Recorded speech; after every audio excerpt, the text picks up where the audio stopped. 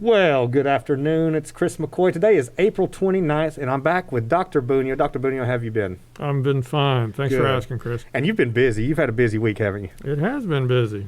Well, I got invited to a party, and I had a question for you about that. You know, last week I was a little worried about asbestos and things like that. This week, though, I was invited to a party, and I wanted to know what your thoughts were on that. Well, I like how you breathe. I'm sure you're being facetious, but seriously, no. At this time, large gatherings, we're not encouraging that. So I think you could have that party over Zoom or GoToMeeting or something like that. That's a good point. Birthday parties too, are they kind of something we're kind of pushing people back from? Yeah, any sort of gathering. I mean, they say 10 people or more, but there's no magic around that number. Okay. Basically, you want to stay at home, don't congregate with other people. If you have to be around other people, like at the Walmart or the Food Line, we want you to wear your mask. Good. I'll do that. And you're right. I was being facetious about the party, but you know, I'm sure somebody out there wants to invite me to a party. So I'm sure you get invitations all the time. So if you're out there and you want to invite me to a party, I'll still take the invitation, but I'll graciously kind of refuse that, and I won't make it to this one. If you're at home and you're watching us live, please share this on your Facebook. Get as many people involved as we can. Post your questions there live. Shiashi's watching the question machine over there on the side, and if we get any by the end of the show, we'll certainly ask them of Dr. Bunio and get his expertise on these. And so real quick, I wanted to post the COVID-19 information hotline, and I'll get that up in our screen again for a few seconds. 828-497-3743. I've really been practicing reading that backwards. Yeah. It's paying off. So call the hotline if you have any questions at all about COVID-19 or any of the processes that are happening.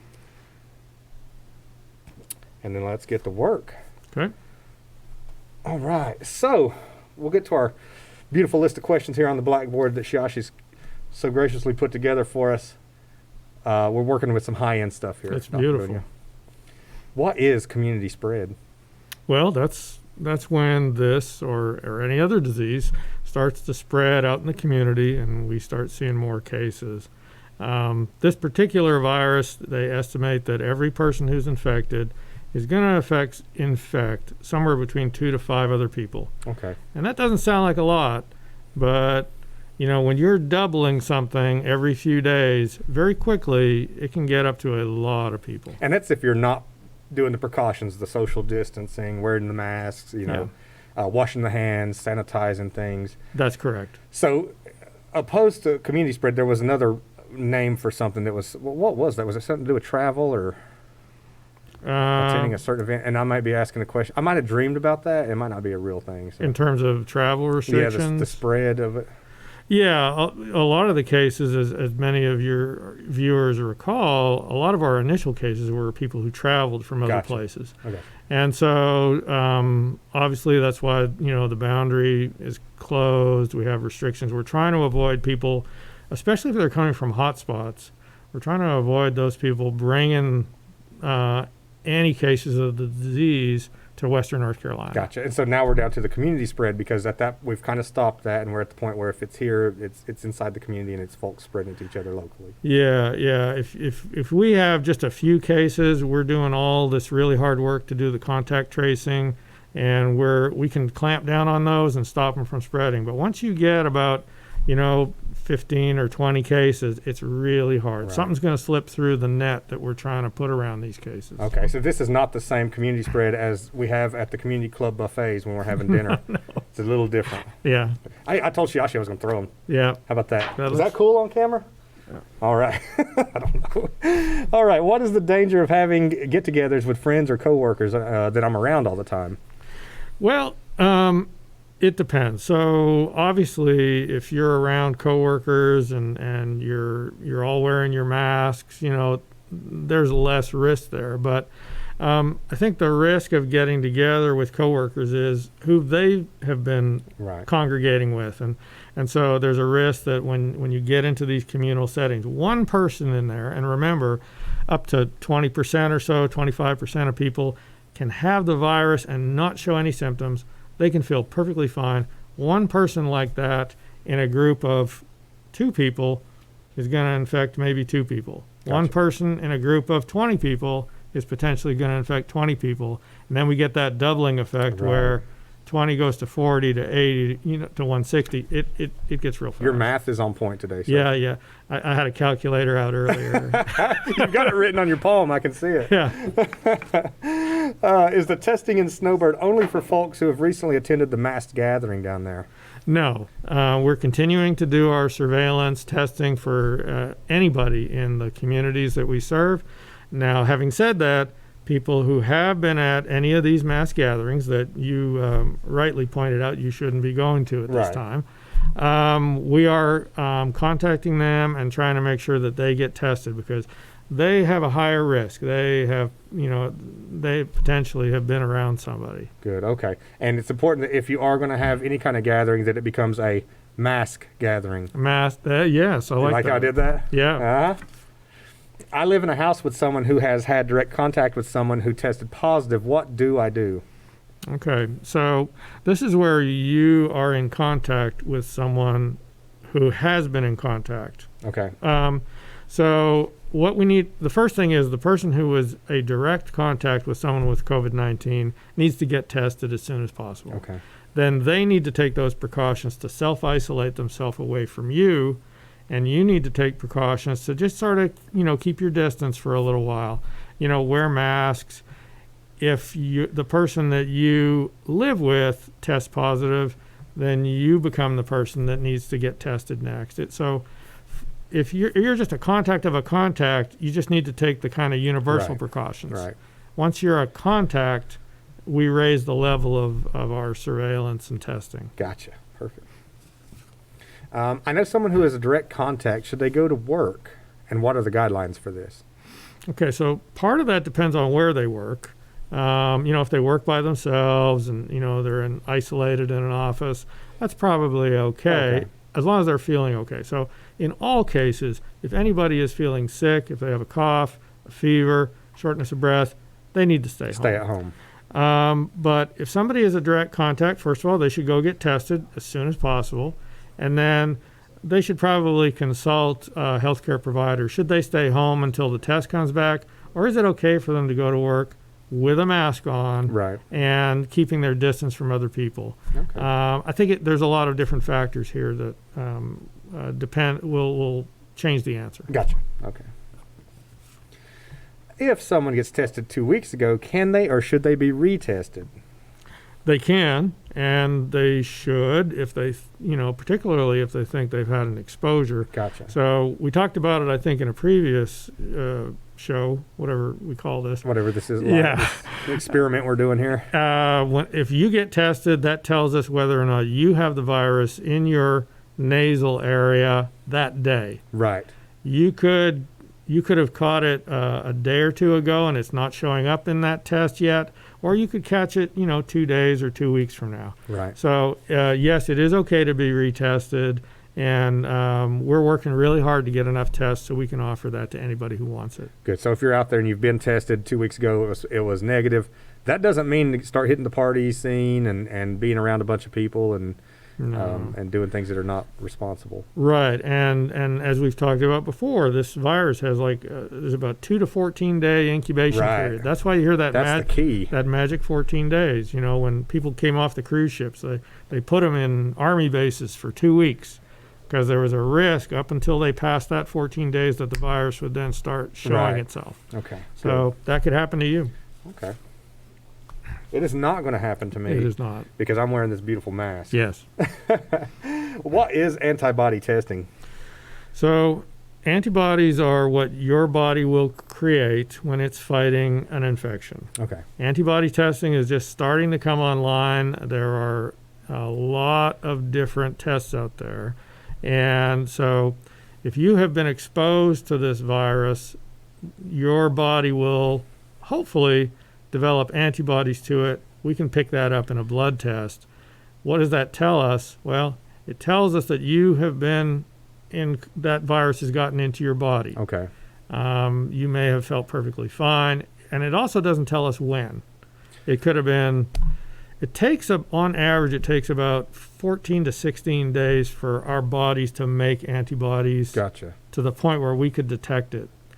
And those antibodies can last, we don't know for sure, this is a new virus. We think they'll last for 3 months.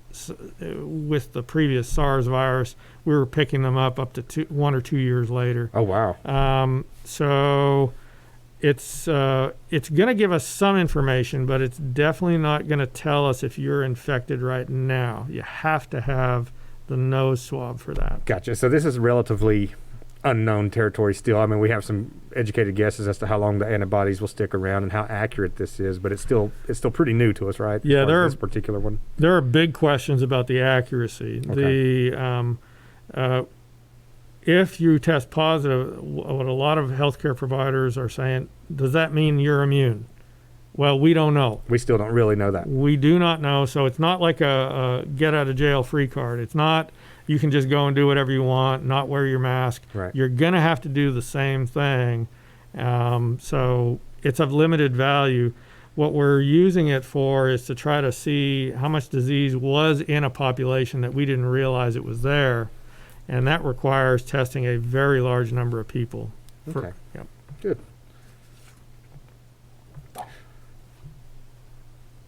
What is the advantage of getting an antibody test? So, as we discussed, unfortunately, not much. Okay. It will tell you that you have been exposed to the virus at some point 16 days or more prior to when we drew your blood. Right.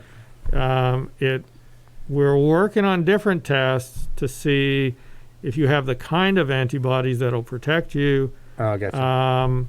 And what we're also, so it's not going to tell you much. Are you still else. contagious at this point? If you get an antibody test and it tests positive that you had these antibodies, are you contagious at that point?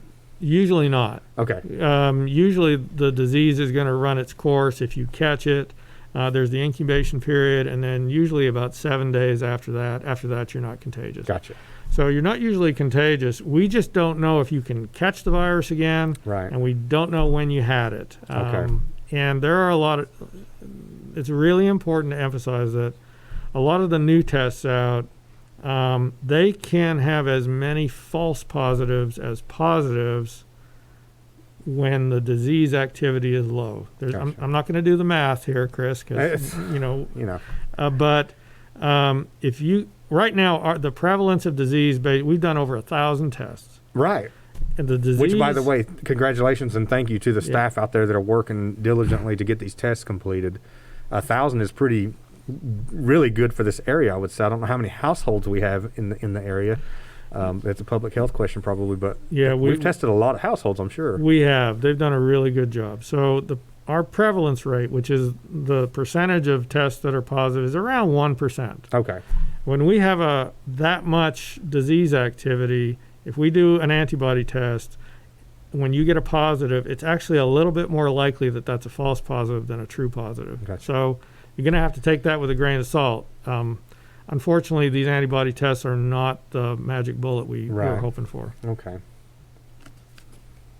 How does one get an antibody test? Okay. We got a lot of antibody questions today. Well, we require serum, which is a component of your blood, to run this test. The antibodies are in your blood. The virus is in your nose and your lung secretions. Okay. But the antibodies are in your blood. And so there are tests that require a finger prick. These tend to be less reliable. And then otherwise it's a needle. We draw your blood. We send it off to the lab for testing. Right. This is a family show. If we could just not say secretions. Oh, I apologize. Even if it's a lung secretion. Yeah. Sputum. Can I say sputum? Okay. Go back to secretions. What is rapid testing and do we have it available? We do have it available. We have a very limited number of test cartridges for it. Okay. So rapid testing is similar to the test we are doing on your nose. Okay. It's also a nose swab. And instead of us sending it off to a lab, we can process that in our own lab. It takes somewhere between 3 and 13 minutes to get the result That's back. pretty quick. Yeah. Because we have a very limited number of these, we are reserving those for people that have to come into the hospital or people that need to be transferred to the nursing home or Kanawati. Gotcha. Perfect. Can you tell me again, what does it mean to be presumptive positive? Again, this is a number that's on our charts, and I just wanted to make sure we clarify that. Yeah. So when we send a test off from the swab that you got done on your nose, the lab is going to run 2 tests on it. In some cases, one of the tests has come back negative and the other test has come back positive. They're calling that a presumptive positive, and based on the experts, we should consider a presumptive positive the same as a positive. Yeah.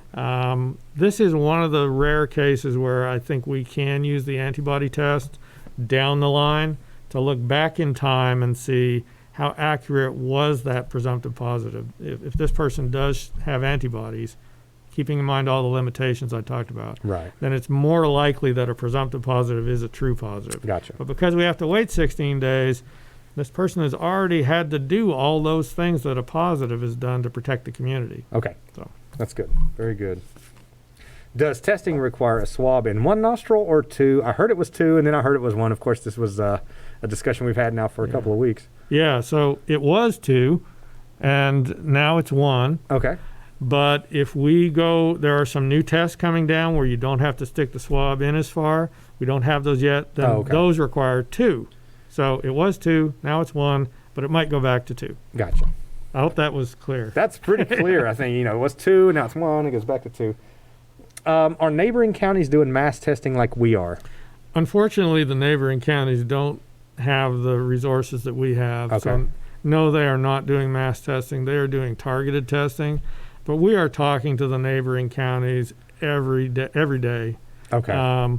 Because when we get a positive, of course, it's also in Swain, in one of the Jackson 2 counties County. or more counties. We're coordinating with them, and everything that I have gotten back from the county health departments is they just really appreciate what we're doing. Oh, good. And I think they kind of wish they had the ability to do what we're doing. Right. It would certainly help, I think, to be able to pinpoint this more for everybody around us as well. Yeah, your audience has probably heard about contact tracing, right? And the state is going to be hiring 500 people to do contact tracing. Oh, great. The thing that we have now been doing for weeks and weeks and weeks. So, they're welcome to call us if they need help setting that up. Absolutely. Yeah.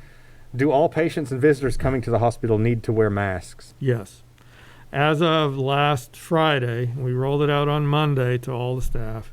It's a recommendation from the Joint Commission that all visitors and patients and staff wear masks in a hospital setting. Gotcha. The only exception is if somebody has their own office, close the door. I do have an office. I close the door, I'll take my mask off. But now people are just learning a new etiquette. They knock. They don't just come in anymore. They knock. I can put my mask on, and then we have a conversation like we're having now. Wait a minute. Knock before entering was a rule? Apparently, yeah. It didn't happen before, but it's happening again. Oh, no, it's good. I'm glad we're all starting to get back to that. Yep. Is wearing masks the new normal? Yeah, it is. So I go out, to, Walmart and Lowe's on occasion. And I see a lot of people not wearing masks. And I think that's risky. It is. I think it's dangerous. I think wearing masks is the new normal. I think, I'm seeing a lot of really creative, masks. And listen, it's a lot better for people to wear masks now and try to get this virus under control. I'm hoping we don't have to wear these as much in the summer, but I'm afraid we will. Wow, they're going to be hot. Ooh. Well, let me tell you, my dentist is going to be happy because having to wear the mask, I've been brushing my teeth a lot more because I drink coffee, and I cannot stand the taste or smell of my own coffee breath. Yeah. And so I'm brushing 6 and 8 times a day now just to keep the coffee breath out of my mask. Well, that's good because a lot of the dentists are closed. Exactly, and it's a good side effect, I believe. Yeah. Now my expenses on toothpaste has gone up 400%. Yeah. But it's one of the trade-offs. I'm going to have healthier teeth after this. Yeah. But with that, being serious, I get in trouble a lot when we go to Lowe's. My wife's yelling at me all the time. I touch everything on the shelf and look at it and read it like I used like what used to be normal. Now that's not really advertised. You should look and know exactly what you're trying to get that item sanitized when you get home or however you do that. But that's something to practice, right? Make sure that we're just touching the surfaces that we need to touch, and then we're sanitizing and moving forward. Right. And so again, when you touch something, the virus is not going to go through your hand. Right. Right. It's you touch something and then you touch your face. Right. Or maybe you pick up something and you eat it. That's how you're going to get it. So that's why, sanitizing or washing your hands is critical to not picking it up, especially when you've been out in public and you're touching a lot of stuff. If we never touched our face and we washed our hands, that contact, that root, we wouldn't catch it that way. Okay. There's still the ability to breathe it in. Right. But yeah, that's super important. Now, I can't stop your wife from yelling at you. No. But, I mean, it was happening before this. I'm sorry, honey. I'm just kidding. No, that's good. So make sure you don't touch things if you don't need to. That's one of the things I'm learning. I still don't understand why wearing masks is so important. Does it really reduce the risk of exposure? Yeah. So the mask that I'm wearing protects you more than it does me. Okay. This is not a N95. It's not a surgical mask. And in the same way, you wearing a mask protects me more than it does you. Right. Stuff can get in around the sides of these masks. So if somebody's coughing on us, right here, Right. it's going to get by these masks. But if we are coughing or sneezing, or even when we talk, little droplets come out. These masks are going to decrease that number. Right. It's not 100%, but boy, it's better than nothing, and we need all the help we can get right now. Let me ask you a question that's kind of outside the scope of this. The schools are closed through the end of the year. We're coming into the summer. I imagine at some point the schools will reopen. I don't know if it'll be this year or next.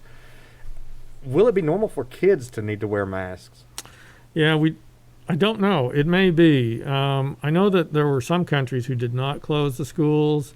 Some ran into a lot of challenges there. Okay. I think we're just starting to see some guidelines come out about how schools can safely reopen, but it's not going to be the same. Okay, but you get to tell your kids, we've always wanted to be ninjas. These look like ninja masks. They do. And, if you design them right, I think our kids could get into it and get excited about it. I just wanted to throw that out there. I know it's a little off topic here, but is testing continuing in Cherokee County and Snowbird? Yes, we're continuing to do community testing. We've had a few more positive cases in Cherokee County than other places, so we continue to offer those tests in those communities. And we take our team out there, so we don't want people traveling too much if they don't have to. So we take the show up on the road. Well, good. Very good. Okay, so that's the end of our question. I only threw a couple of them. I wanted to throw more of them, but I felt like it was a little dangerous. Shashi, do we have any questions from the public we can ask? Yes. Can we get antibody testing at the hospital by request? That's a good question. So can people get antibody testing at the hospital by request? Not yet. So antibody first of all, it has to be ordered by a provider. Okay. And there has to be a discussion about why you want the test and how it's going to help you. Okay. As we talked about before, the antibody testing that we have, it may tell you, yes, you have been exposed to the virus at some point in the past, but it's not a guarantee that you can't catch it again. Right. It's not, so talk to your provider, and if they think that it's advisable, then we do have the ability to order that and send it off. Good. If an enrolled member who lives outside the boundary tests positive for COVID-19, do they go to their local hospital or do they come to Cherokee Indian Hospital? So if they live, they're welcome to come to Cherokee Indian Hospital. So the first thing we'd want to do is we'd want to contact you as an enrolled member and talk to you over the phone or through one of our new telehealth platforms, just to see how you're doing. Best thing if you're not feeling too bad is just to stay home, and we can manage things remotely. If you're starting to feel bad, it kind of depends on what's happening. If you're super short of breath, go to the nearest emergency room. Right. But if you are just feeling sick, best thing to do, it would be to call the hospital, tell them what's going on, and then we'll advise you so that you can safely come to the emergency room in Cherokee if need be, and we're ready. And we're prepared to protect you and the people around. So give us as much heads up as you can if you're coming to our hospital. But otherwise, if you're facing serious symptoms, get to a hospital. Yep, it's always contact been like them. that. Get to your hospital. Call EMS. Call your local EMS. Tell them that you have COVID-19. Gotcha. They need to protect themselves too. Gotcha. Last one is about going to outside states and if you have to quarantine and isolate for 14 days when you return. Right. And so and states are opening up, and it's a question I kind of had in general is, Georgia's going to be opening a lot of things soon. Tennessee's talked about it. All of the neighboring states are starting to kind of, and the federal government's talking about plans to reopen states. Is it safe to travel to other states as they open? How do you suggest we do that? I'm personally, there's an old rule in medicine: don't ask the doctor what to do, ask them what they would do. And I am not going to be traveling, to Georgia anytime soon. I'm taking a wait and see attitude. Okay. I want to see what happens. I'm very nervous about them opening things up. So when you go to a state where there's increased disease activity, you want to keep doing all the things that we talk about here, but there's more opportunities for that virus to get at you. Right. So you are increasing your risk. And again, it depends on what you're doing. If you're driving your car to Georgia to go fishing all by yourself and then you get in your car and come home, sure, that's fine. Right. But if you're going there to go bowling or get your hair done, Right. I'm a little more nervous about that. Should you quarantine? There's no legal requirement to quarantine after you come back from another state. But I certainly would advise you to just do all the things we're talking about and maybe just stay home if you can. Right. If you have any fever or cough, call the hospital, tell them you've been traveling, tell them how you're feeling, and then we'll make sure you're taken care of and get tested. Very good. Yeah. Very good. That's all the questions we have. Well, Dr. Bunio, I think we've answered a lot of questions today, and hopefully you continue to stay safe. We'll meet again next week, and we'll give another update as to how things are going. And if we have any more questions out in the public, please post them on the Facebook. Share them with us. We'll be happy to answer those questions live. I'm going to post the phone number one more time here. The COVID-19 information hotline, 828-497-3743. So if you're at home and you have questions or concerns and you need to call in and we didn't get them answered today, folks right there will be able to help you out. Everybody stay safe out there. Dr. Bunio, do you have any messaging for everybody? No, just same as you. Stay home, stay safe, stay healthy, and we'll get through this. We will.